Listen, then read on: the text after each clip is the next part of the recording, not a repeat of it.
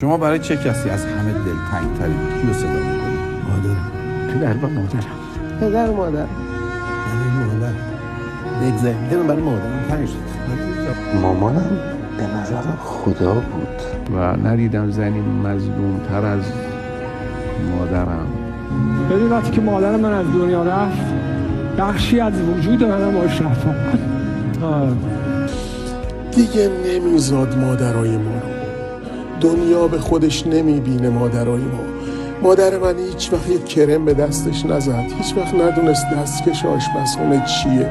مادر سر سفره نمیاد. بخوریم بچه‌ها، من غذا رو خوردم، شما بخوریم. نخورده ها یا غذا به بچه‌هاش نرسه. دستش رو میبوسم، پاهاش رو میبوسم. الله.